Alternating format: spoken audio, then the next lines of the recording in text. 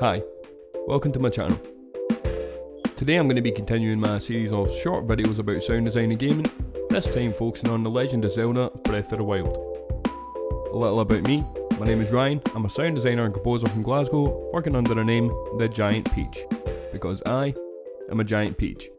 I play a hell lot of games, and I have done so for most of my life.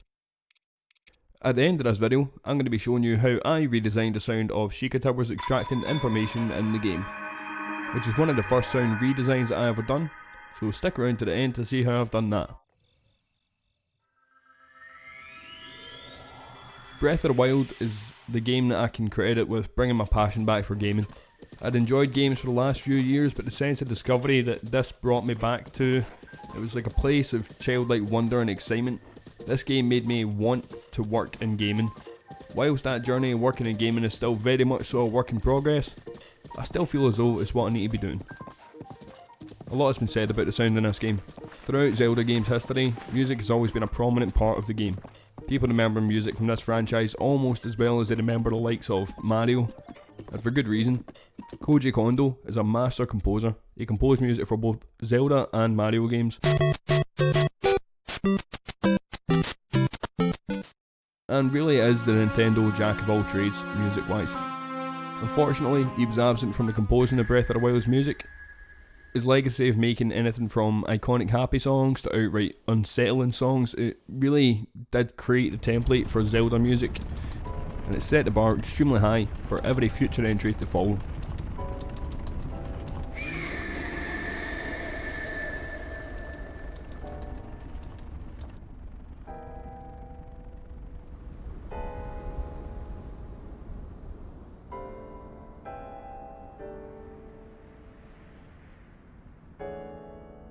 But Breath of the Wild kind of takes the idea of having such strong themes and just throws it into the bin. The majority of this game is spent in lonely silence. Occasional musical cues play when near enemies or discovering new areas, as well as this tiny little piece that always seems to play at the perfect scenic moments, and for only being a few seconds long, it really is perfect. Music and sound design are really interwoven in Breath of the Wild. When you open a chest, you hear this. When you pick up any item, you hear this. And when you fast travel, you hear this.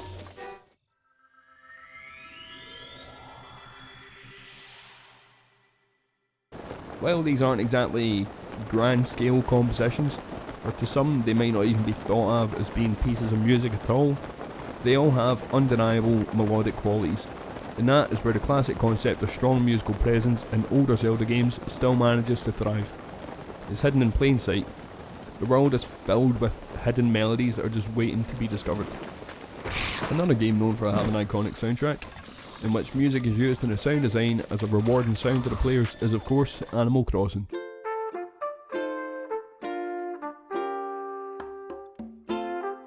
Catch a bug or a fish, here's this little theme.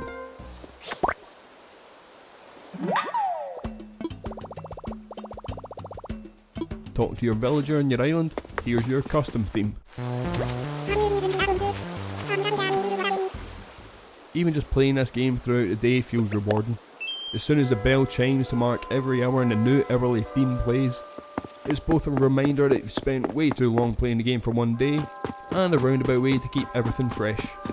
When that hourly music changes, I always get a new wave of energy, and that can really make each hour in the game feel different. What I'm trying to put across here is that sound design in games has a unique position in audio, or for media in general. It can choose to be as hyper realistic as possible, or play a piece of music anytime you achieve anything. The choice is yours. Anyways, now we're going to move on to my Ablent project, where I'll show you how I redesigned the sound of the Sheikah Towers being activated in Breath of the Wild.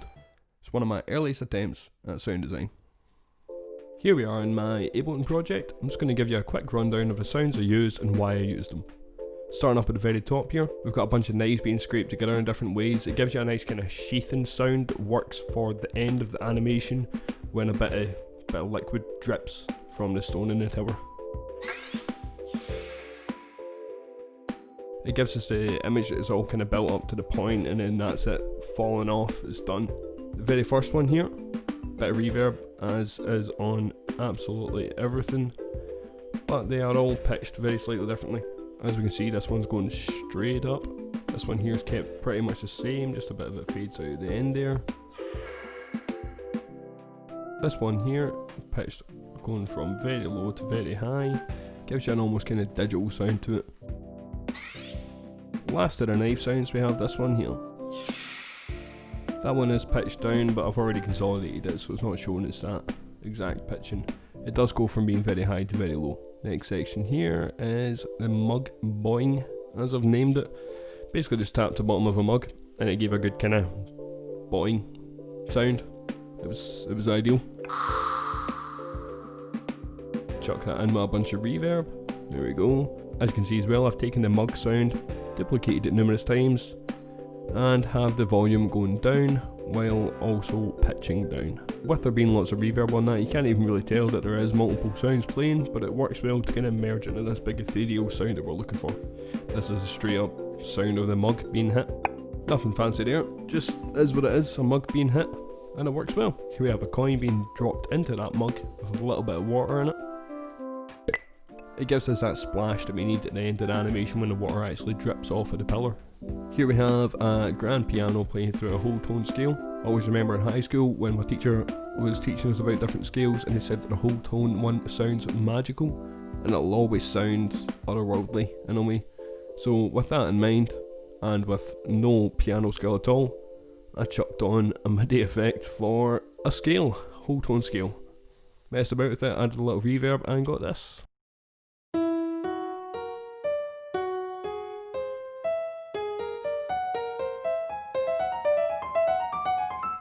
Given Zelda's long running history with having music throughout the sounds, much like I discussed in this video, music is a big part of the sound design, so having that scale running through it, adding to the otherworldly magical element of what's actually happening, was just ideal. It's nice to use music in sound design as well. Here we have my keys being jingled and jangled about numerous times, all of them very slightly different, just pitching again from low to high, sounds almost digital. This one here, low to high, and this one low to high as well. But they're all slightly different volumes with reverb chucked onto them, as well as the EQ cutting out the lows of that one, and a frequency shifter that'll make it sound quite otherworldly, alien-like almost.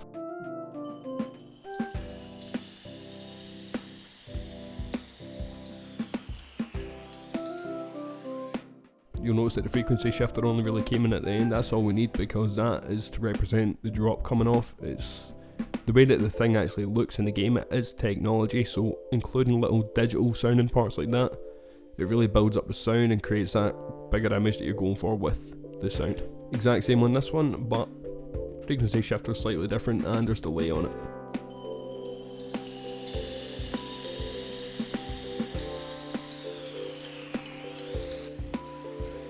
Sounds good. And last of all here,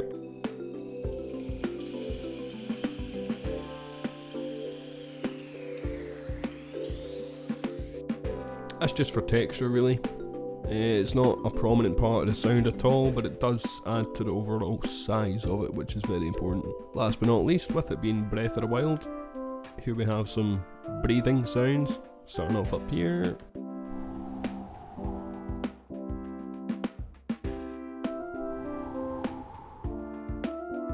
That's got some weird pitch shifts on it, nothing too special, and a lot of reverb as always. The same here, but it hasn't been pitched around and it runs a bit more stable. It adds to the texture of the sound again. The bottom two here are the same as the ones above, but they've been reversed.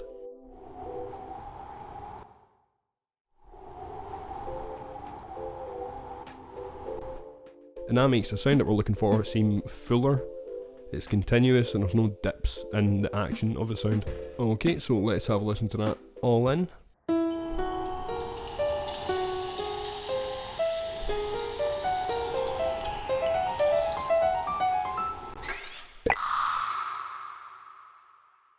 That sounds pretty good. Let's have a look at that in context.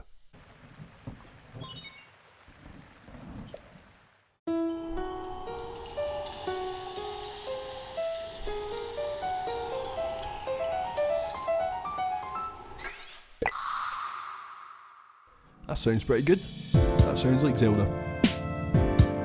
That's us done for today. If you like what you've seen, please like and subscribe. Thank you very much for checking out my channel. I will be making plenty more videos like this in the future, focusing on sound design and composing and gaming, covering games of any genre. Thank you very much. Have a nice day.